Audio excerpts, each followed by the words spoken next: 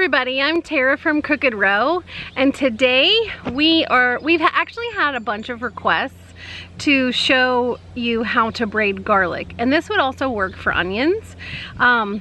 We have had other garlic braiding videos, but I said that in our garlic video, and we still had requests for people to show us, or for us to show people. You're gonna need butcher's twine, or you can use a good jute twine and a pair of scissors. So behind me, or in front of me actually, I have a humongous pile. So I'm going to come through here and pick some of my most beautiful garlics that's a good one, I'm gonna pick about 25 good garlics to braid. I'm gonna put some off to the side for seed for next year. My really, really large, beautiful cloves I'll set aside to replant.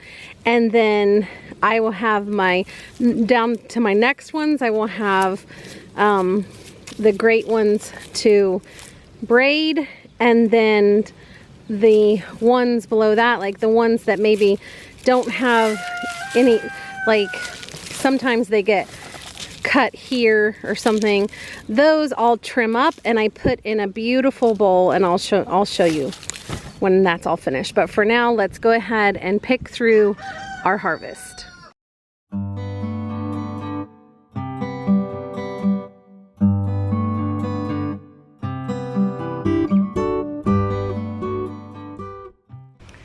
Okay, so I'm not going to go through the whole pile. Well, I mean, I will after we're done filming this, but that's going to take me a little while because we have a lot of garlic this year. But I'm just going to take some of the better cloves that we have. You can see that there's some paper that's sort of raggedy. Whoa, it's caught my hair. If you want that very perfect, like white papered, no roots look, then feel free to, you know, clip some of this away and then clip the roots so that you can have that, you know, super perfect look. I don't like that look for my house, my kitchen.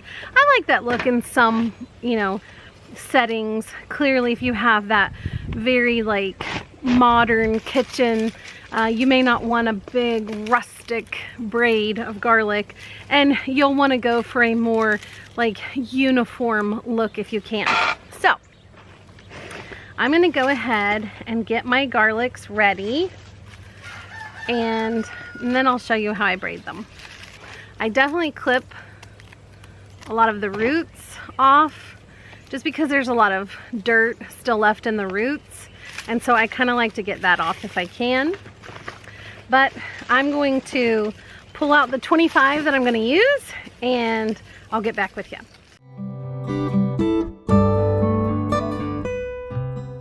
So this one is such a good big garlic that I'm going to keep this one for seed. So I'm going to pull this, and if you see me setting some aside, that's what I'm doing. I'm saving my seed.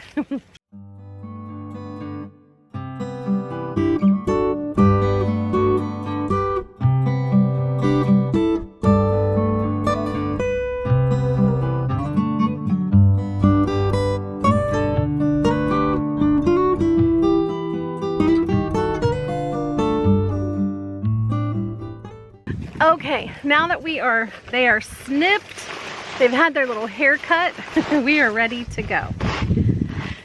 So I'm going to, this is messy business, so you're not gonna, I have on garden clothes, you're not gonna wanna wear good clothes to do this, because if you can see my table, and I just swept this off, but as soon as I move this, it's very dirty under here. And so this is dirty business. So what I like to do is you want your garlic to be at least a little bit uniform as far as size, but I also sneak in some of the some of the littler ones. Now, not the tiny ones that almost look like a single little nugget, but just kind of the smaller ones, because you can sort of tuck those into the braid, and I'll show you what I mean in just a minute. So first things first, I get my long butcher's twine, and then you want to, and I'm going to zoom in on my hands. Okay, so I'm going to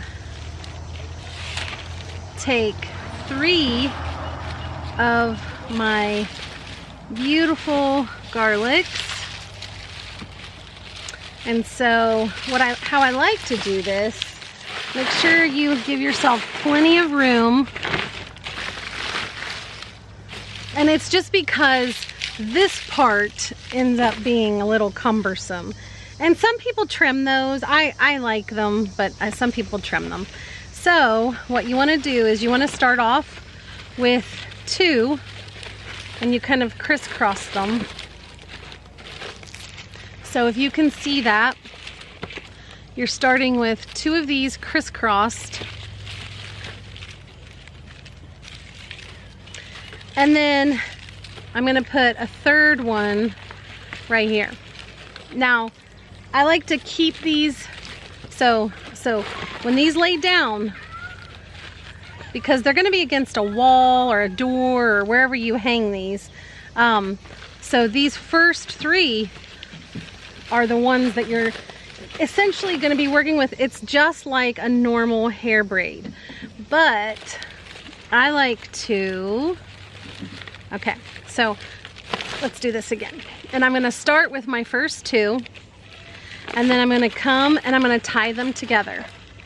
Now, jute twine stays a little bit more hidden than this butcher's twine does, but I don't mind the butcher's twine look.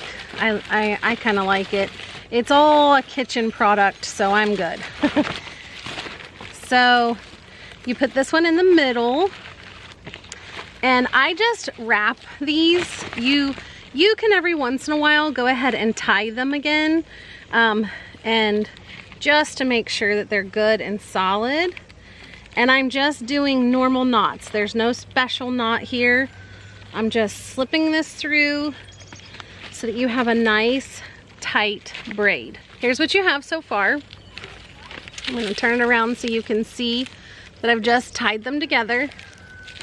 And now I'm going to start utilizing this string in with the braid. So we have 3 sections right now, okay? And so I just keep these three stalks separated. One's on my arm, one's over here, and one's here. And then I will start adding to these. So because I have the 3 here, I want to kind of fill this hole, okay? But I want to crisscross my, so these 2 are now one piece, and I will add another one here in the center, and that will be a piece. And then I want one more for the outside, or it could be on the inside. You can do them however you want. Okay, and so I'm going to go ahead, and so each of these has 2.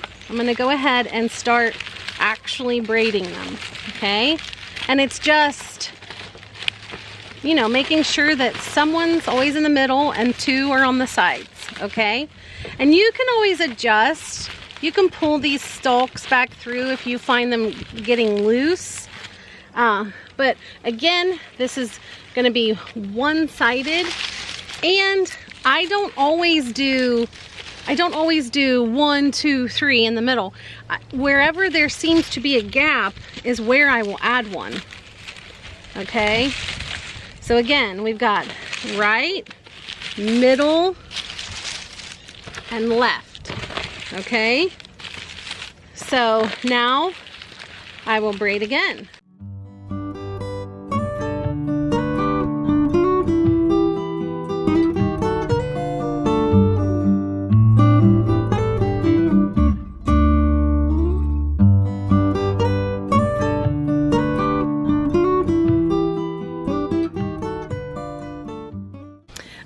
here is my braid.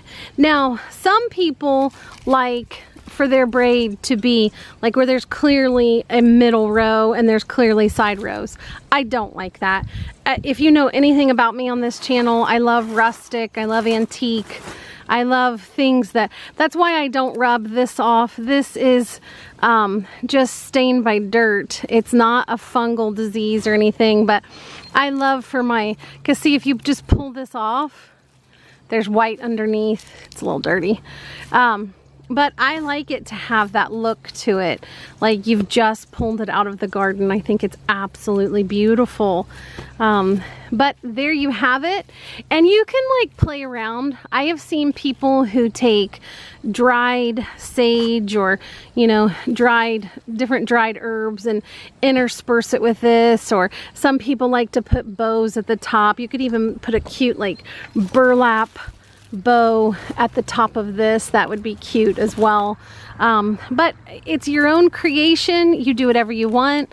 I love to decorate in the kitchen with the harvest that we all have done. So there you go. Do you do things sometimes and you wonder whatever got you started doing it? Well, a few years ago, I went thrift store shopping, looking for something to put my garlic in. So the garlics that were like maybe chopped into while we were getting them, or they're just really tiny. They're still good for food, but it's not something that you want to save or you want to decorate with. It's actually an apple tart. I don't even know what to call it. Pottery. And what I do is some of my undesirable garlics, I will go ahead and I clip them. I give them a haircut. And then I place them in my bowl. One and many more to go.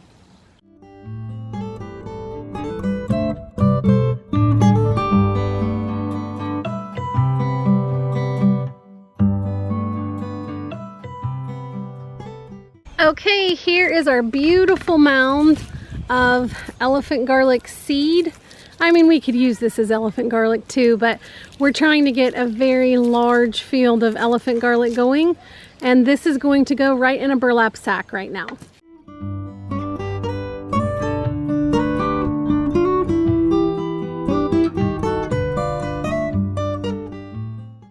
Well, there you have it. It's getting ready to rain, so I've got to hurry up and get out of here. But we have two ginormous bowls of the garlics that need to be used right away. We have one beautiful braid. I'm actually going to make more. I hope I have enough to make one for my mom. I would like one in my mom's kitchen. We have two burlap sacks full of seeds, and this year Chris and I have actually reached a goal that I'm so excited about. So we first got about, I don't know, I can't even remember how many years ago it was now, but we had gotten elephant garlic, and if you know anything, they're very expensive and they only come like with so whereas normal garlic looks like this, elephant garlic looks like this, if not bigger. And so we had received a seed and only received 4 of these. And so we agreed that we would not start taking from our elephant garlic until we had 150 seed to replant. And so today we have finally reached our 150 seed. Now we can start eating our elephant garlic. And there is just fun things like that in the garden that I love when we reach our goals for things. So anyway, I hope that you utilize your garlic. There's so many recipes that we would love to share with you for our garlic and different ways to cook with garlic. I want to also encourage you to not forget the little seed that comes at the end of these are my elephant garlic. I want to remind you that these actually grow plants, and they take a year or two more to grow a plant, but it's so expensive to buy garlic, but especially elephant garlic, that it is well worth putting these in a space in your garden and just kind of keeping an eye on them. We have so many more because we plant those little bubules. Bubules. I think that's how they're pronounced.